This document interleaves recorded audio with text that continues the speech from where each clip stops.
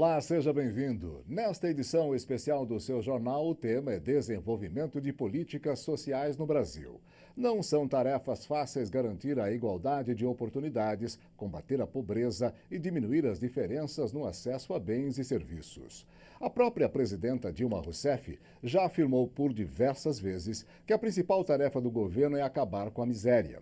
Mas nesse caminho, a participação popular faz toda a diferença. A mobilização dos trabalhadores, da população, de cada um de nós, são ações importantes na construção de um país mais justo e igualitário. Tudo isso você confere aqui nesta edição especial do seu jornal. A luta por política pública é tão importante que ganhou um dia de mobilizações, o dia 31 de maio. A Central de Movimentos Populares fez uma manifestação no centro de São Paulo pela causa. Educação de qualidade e moradia estiveram entre as principais reivindicações. Quem está com vontade de lutar, levanta a mão. Vamos ver. Tá certo. Viva a Central de Movimentos Populares! Todo dia 31 de maio, há 5 anos já essa mobilização por políticas públicas com participação popular.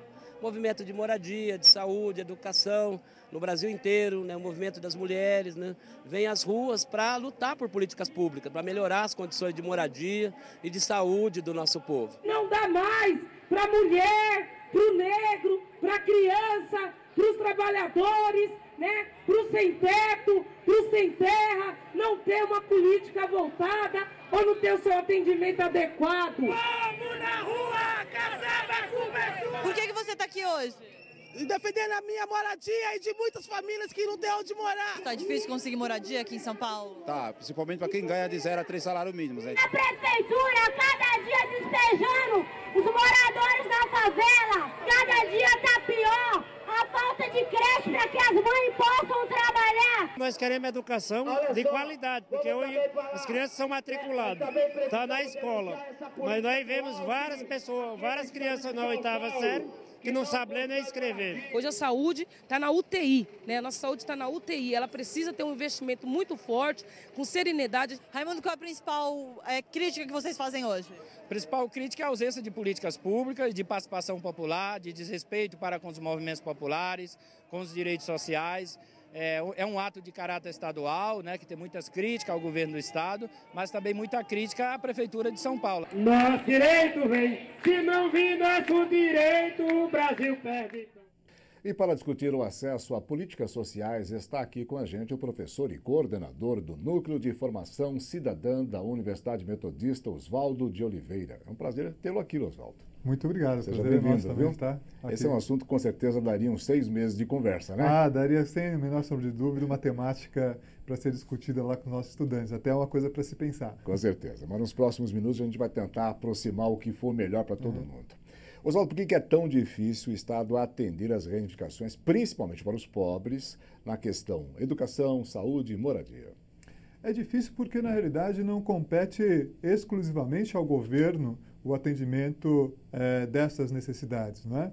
Nós precisamos entender que a sociedade em que nós vivemos, ela é composta por diferentes atores e que as correlações de forças nem sempre são as mais favoráveis para as populações empobrecidas. Ou seja, há muitos interesses em jogo, interesses de grandes corporações, interesses de grandes grupos financeiros e que fazem e que jogam um jogo muitas vezes muito pesado, não é? E a gente não pode ter a ilusão de que sozinho um governo em 4 anos será capaz de resolver todas as demandas sociais e implementar políticas públicas a fim de resolver todas essas questões. O quanto é importante a cobrança dos movimentos sociais por essas questões?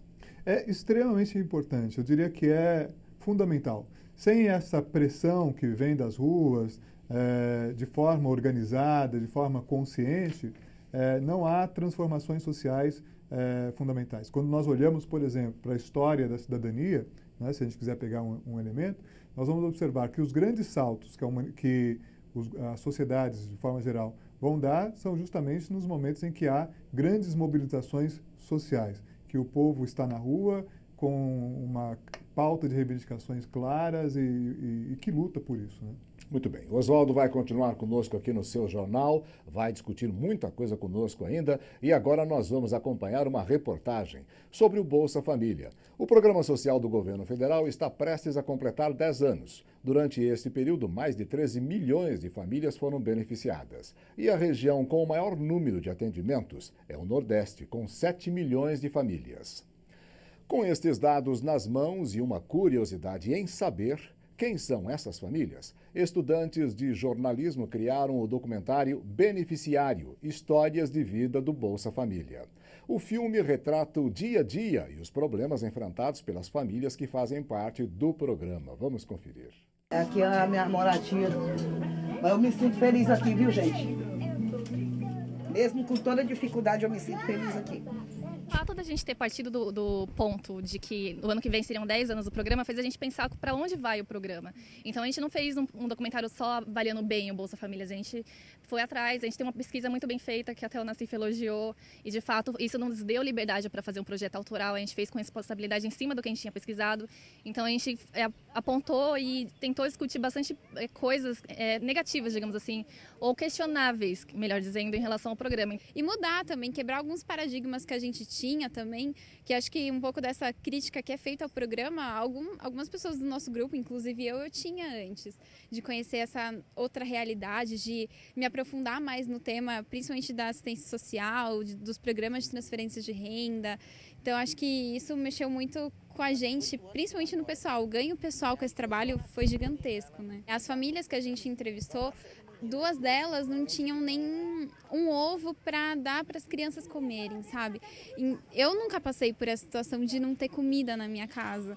Então, isso são coisas que a gente se deparou no cotidiano dessas famílias, que acho que fez a gente olhar o mundo de uma forma geral de uma forma totalmente diferente. Gravamos com 4 famílias, 3 em Diadema e 1 em Osasco, e são famílias que a gente escolheu que pudessem representar a situação de outras famílias do Brasil inteiro, já que a gente estava gravando assim, digamos, regionalmente. Não é difícil apontar e destacar algumas coisas, porque são histórias muito distintas. A gente tem a história da Marise, que mora em Osasco, que conseguiu sair do programa, uma história riquíssima, porque ela hoje é presidente de uma cooperativa de costura e ela emprega outras mulheres que também saíram do programa Bolsa Família, então é uma história bacana. O cuidado que a gente teve como jornalistas nesse caso, porque muito se explora na mídia sobre a situação de pobreza, e acho que aí é que mora o problema com as críticas em relação ao Bolsa Família. O governo federal, ele dá o dinheiro diretamente para as famílias. Só que não adianta só o governo federal transferir essa renda se o governo estadual e principalmente as prefeituras não investirem no sistema público, tanto de educação quanto de saúde. São pessoas que realmente precisam desse benefício, que não têm mesmo condições de arrumar um emprego, não têm condições de sustentar a sua família. E o programa é uma ajuda, é um auxílio que o governo está dando, é um subsídio para essas famílias tentarem sair dessa situação de extrema pobreza que elas vivem. Acho fundamental. O Brasil melhor é esse, que eles olhem por nós. Para quem precisa, tem muita gente que eu conheço que precisa, que nem eu, que nem ela, que nem todo mundo aí, ó. E como tem gente, lamentavelmente. O Ministério do Planejamento divulgou que o investimento federal em políticas sociais saltou em 10 anos, de 13% para 17% do PIB. O valor chega a 656 bilhões de reais. O seu jornal entrevistou por telefone o sociólogo Emir Sader, da Universidade Federal do Rio de Janeiro. Ele fez uma análise do desenvolvimento social no país nos últimos anos. Vamos ouvir. O Brasil foi sempre o país mais desigual, do continente mais desigual. Não é o mais rico nem mais pobre, mas é o mais desigual. Eu acho que o conjunto das políticas sociais, começando por aquela que é a mais importante, que é aumento dos empregos formais e aumento dos salários por cima da inflação, é a melhor maneira de distribuir renda, junto com políticas compensatórias, como Bolsa Família, microcrédito, crédito assignado, luz para todos, promover a maior transformação social que o Brasil já viveu na sua história. Estamos de volta aqui no estúdio do seu jornal com o professor Oswaldo de Oliveira. Oswaldo, a gente ouviu o sociólogo Emir Sader destacando que o Brasil passa talvez pela maior transformação social da história. Você avalia que o país está no caminho certo? A gente ainda está muito atrás. Eu avalio que, concordo plenamente com o Emir Sader, que nós vivemos hoje um momento muito especial, muito importante na história, na vida política, na sociedade brasileira. Agora, quando nós observamos a sociedade de uma forma mais complexa, mais ampla, a gente observa que há ainda um espaço enorme para se avançar. Ainda há um grande contingente populacional vivendo ainda abaixo da linha de pobreza, o que é um problema bastante grave, mas o caminho está sendo trilhado de forma única na história desse país, o que é uma coisa, um feito fantástico. E você acha que o Bolsa Família tem que continuar por muito tempo ainda ou não?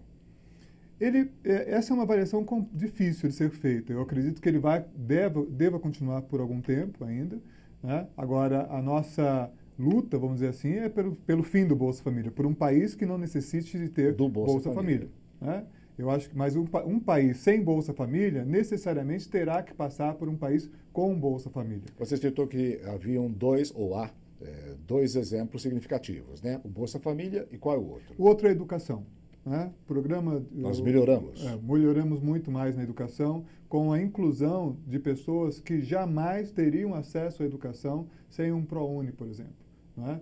E na observação que a gente faz na universidade, esses estudantes do ProUni experimentam uma transformação na sua vida e na sua família que é extremamente significativa. Há um ano e pouco atrás, um estudante de teologia deu a seguinte declaração, daqui de Diadema, que ele foi a primeira pessoa da família dele, né, a completar um curso universitário.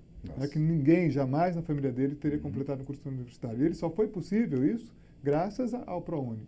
E essa situação tirou esse rapaz de uma situação de pobreza para uma situação de trabalho, de dignidade, né, para ele e da sua família. E incluiu no mundo. Incluiu no mundo. Eu estava no dia da formatura e, assim, era muito mais do que uma festa, do que mais uma pessoa formada na família. Na verdade, era a festa pela primeira pessoa, né, com formação e com possibilidade de viver de forma plena, de ser inserido na sociedade. E tem um dado ainda que é muito relevante, que é um rapaz negro, né? Melhor ainda. Então, isso é um dado assim, que há elementos muito claros de transformação nessa sociedade. Eu gostei muito dessa reportagem que a gente passou agora, instantes atrás, não pelo fato, né? Porque retratou a doença que é a fome. Sim. Que é um país empobrecido, que é um país com dificuldades, mas pelo interesse do jovem, do jornalista, desse jovem que foi lá como jornalista, como pesquisador e que se sensibilizou, como ela mesmo disse, né? Ela não sabe o que é passar fome, mas viu em loco como é que funciona. Eu também me chama muita atenção esse aspecto e no cotidiano na universidade, principalmente trabalhando com o núcleo de formação cidadã, o que a gente observa é que o papel que a educação tem na transformação desses jovens, ou seja, de eles passarem a ter um olhar crítico da realidade, ou seja, a superação do senso comum. O Bolsa Família tem, né, no diálogo que a gente vê na sociedade, no cotidiano, é muito isso, né? Uma crítica ao Bolsa Família, desconhecendo quem são concretamente essas pessoas que são os beneficiários do Bolsa Família. É gente, né? Que está virando cada vez mais gente. Exato. Legal. O Oswaldo continua conosco aqui. Agora nós vamos à redação com mais notícias de hoje. Olá, Ribeiro. José Genuíno assume mandato na Câmara dos Deputados dia 2 de janeiro. O ex-presidente do PT é suplente do deputado federal Carlinhos Almeida, do PT de São Paulo, que no dia 1º toma posse como prefeito de São José dos Campos, no interior paulista. Condenado pelo STF na ação penal 470 a 6 anos e 11 meses de prisão em regime semiaberto, Genuíno afirma que sua posse é amparada legal e constitucionalmente. Neste mês, o Supremo decidiu pela cassação dos mandatos dos deputados condenados, mas apenas depois que o caso transite em julgado, ou seja, depois que se esgotarem os recursos. E antes de folga do Réveillon, a presidenta Dilma Rousseff passa por exames. Dilma fez exames de rotina no Hospital Sírio-Libanês, em São Paulo, o mesmo onde se tratou de um câncer em 2009. Em nota, a presidência da República informou que o médico responsável atestou que os resultados dos exames estão dentro da normalidade. De São Paulo, Dilma seguirá para Salvador, onde passará o Réveillon na base da Marinha, na Baía de Aratu. O MEC divulga notas de candidatos do Enem 2012. As notas deverão ser consultadas no site do INEP. Ao todo, mais de 4 milhões de pessoas fizeram a última edição da prova. Com o resultado do Enem, o estudante pode se inscrever no SISU e concorrer a vagas em instituições de ensino superior. É com você, Ribeiro. A edição especial do seu jornal sobre política social faz um rápido intervalo, mas fica aí que a gente volta já já.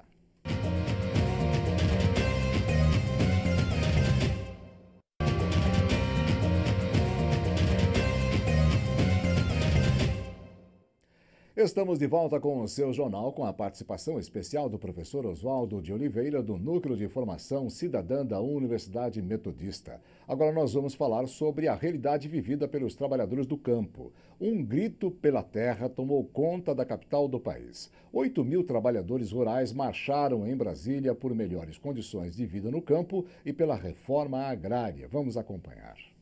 Viva os trabalhadores e trabalhadoras rurais! Viva! Foram mais de 8 mil agricultores no 18º Grito da Terra, na Esplanada dos Ministérios, em Brasília. A manifestação organizada pela CONTAG, a Confederação Nacional dos Trabalhadores na Agricultura, começou logo cedo e reuniu federações de trabalhadores de todos os estados brasileiros. Agical, do Piauí. Campo Grande, Mato Grosso do Sul. Tacaratu, Pernambuco. Eu vim de Pocrane, no estado de Minas Gerais. Veio da Paraíba, capital. Neste ano, a marcha luta pelo desenvolvimento rural e da agricultura familiar, a reforma agrária, a valorização dos povos do campo e o combate à fome e à miséria. Esse grito da terra vem para fazer um eco nessa esplanada, para que o governo federal, com a sensibilidade de uma presidente da República, possa avançar em políticas públicas para o campo brasileiro. A CONTAG fez um balanço das 18 edições do Grito da Terra. Entre as principais conquistas, o investimento de 16 bilhões de reais no Pronaf, só no ano passado. Além do assentamento de 80 mil famílias da agricultura familiar e a concessão de 500 mil benefícios previdenciários rurais. As grandes conquistas teve muita desapropriação de terra. Tivemos muitas conquistas, assentados, mas tivemos muito a conquistar ainda. Logo após essas manifestações veio o resultado. O governo anunciou investimentos de 18 bilhões de reais em créditos de custeio e investimento na agricultura familiar. Não se surpreenda, o setor é responsável por 70% dos alimentos que vão para a mesa de todos nós brasileiros. Oswaldo, o que você acha desse investimento que o governo está fazendo na agricultura familiar e qual que é a sua avaliação a respeito da agricultura familiar que fornece 70% dos alimentos para todos nós? Bom, é fundamental que o governo aprofunde e amplie esses investimentos para a agricultura familiar, até por conta dos dados que a matéria nos traz. 70% do alimento que chega à mesa do trabalhador e da trabalhadora brasileira é proveniente da agricultura familiar, o que nos dá um dado muito significativo, ou seja, não é o agronegócio que alimenta o brasileiro, né? Não é o agronegócio que coloca o arroz, o tomate, o feijão na mesa do brasileiro. São esses agricultores familiares, são essas famílias que geram trabalho, que geram renda e que geram alimento que chegam na mesa de todos nós. Portanto, aprofundar hoje a reforma agrária é um elemento fundamental, um elemento necessário para que a gente avance rumo aí a um desenvolvimento, a um equilíbrio social, né, mais significativo. Você está há mais de 20 anos ensinando as pessoas a respeito de tantas situações que são comuns na nossa vida no dia a dia, né? Políticas sociais, humanização, enfim, socialização. Por que é tão difícil a reforma agrária? A reforma agrária eu entendo como um dos graves problemas no nosso país. Ela é difícil justamente porque nós temos no campo brasileiro uma classe, uma elite extremamente conservadora, né? Incapaz de compreender que fazer reforma agrária não é necessariamente fazer nenhum processo revolucionário. Aliás, a própria expressão já coloca como uma reforma, né? Um ajuste. Todos os países desenvolvidos do mundo passaram por processo de reforma agrária, o Japão, os Estados Unidos, os países europeus, porque o equilíbrio na reforma agrária é fundamental para que haja desenvolvimento econômico. e para que diminua também as pressões sobre a cidade, ou seja, para que a gente tenha um contingente populacional migrando para cidades menor, a fim de que seja possível fazer políticas públicas no espaço urbano que dê conta também das demandas que vão surgindo. Não vou pedir para você inventar ou reinventar a pólvora, mas qual que é o caminho para a gente fazer a reforma agrária, então? O caminho aparece, em parte, nessa matéria, é a mobilização social. Né?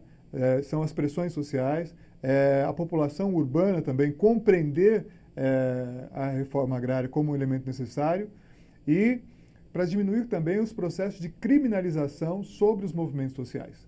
Né? Se você observa, todo movimento social hoje que luta por reforma agrária passa por um processo de criminalização. Né? Os governos estaduais, nos municípios, isto é um elemento extremamente grave hoje no Brasil. Entendi. Democratizar a gestão pública e diminuir as barreiras da desigualdade social, como disse o Oswaldo. Esse é o objetivo da Rede Brasileira de Orçamento Participativo. Nas plenárias deliberativas, em cidades como São Bernardo do Campo, a população pode escolher o destino dos investimentos públicos e participar ativamente com propostas para a melhoria da cidade. O auditório da Escola Municipal Aldino Pinotti, no Jardim Farina, ficou pequeno para acomodar tanta gente disposta a decidir os investimentos necessários para a região. Foi uma abertura ótima que o prefeito nos fez, né?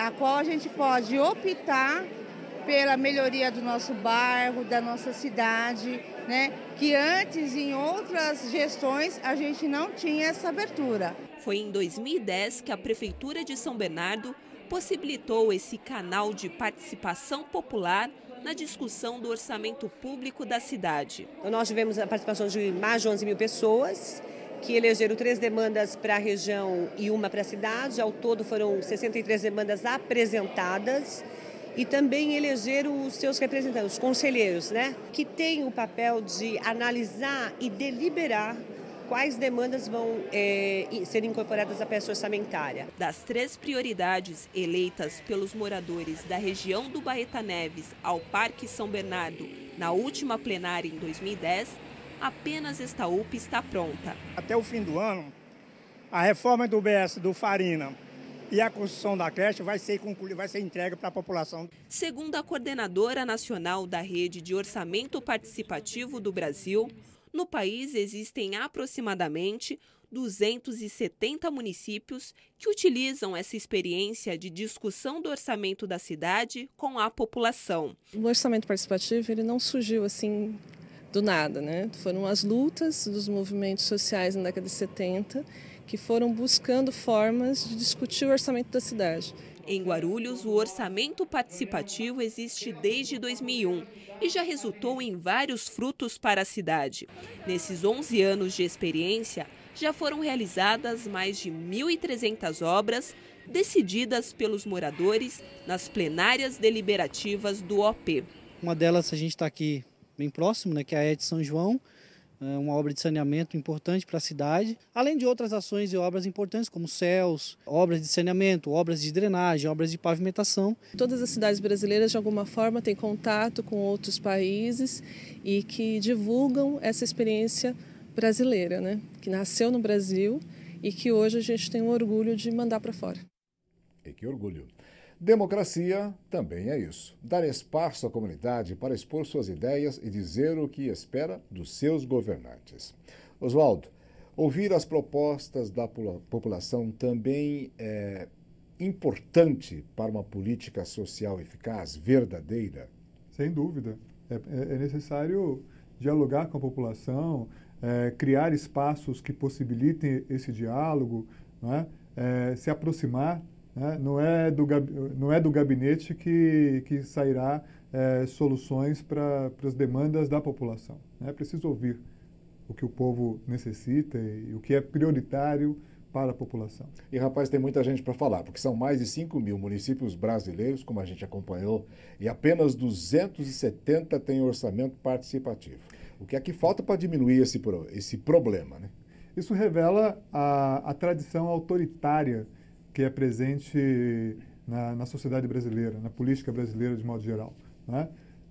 se nós temos mais de 5 mil municípios, se eu não me engano, 5.300 e poucos municípios brasileiros, e somente 270 deles hoje têm orçamento participativo, isso revela uma impossibilidade de importância dada pelo político para o povo. Para o povo, para ouvir o povo. Sim. Ou seja, ele entende que o mandato é dele, né?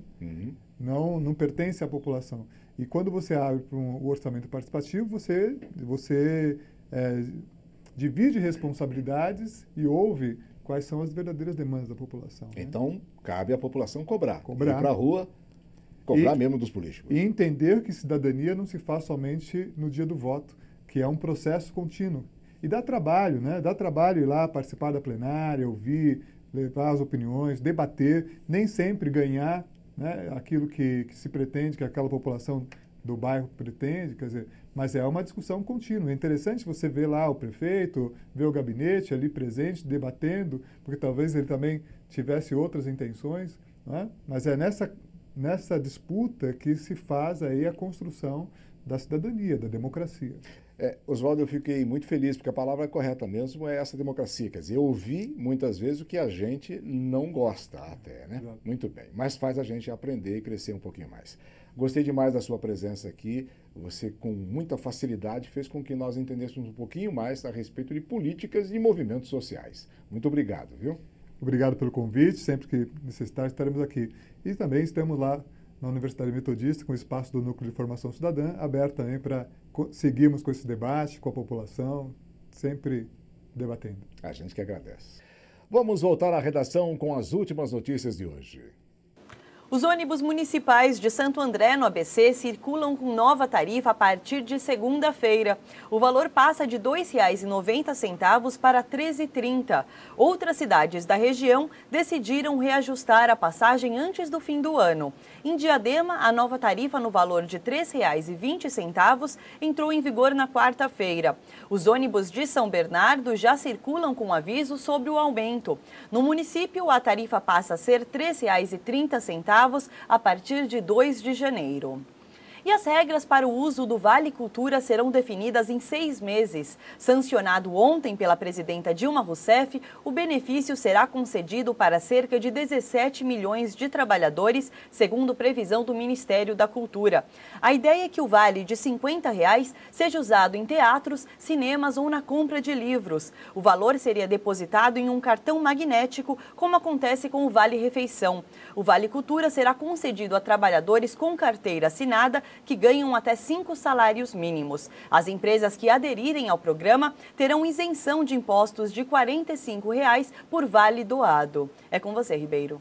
Quanta coisa boa foi discutida. Mas o seu jornal termina aqui. Mas a gente se encontra. Tchau.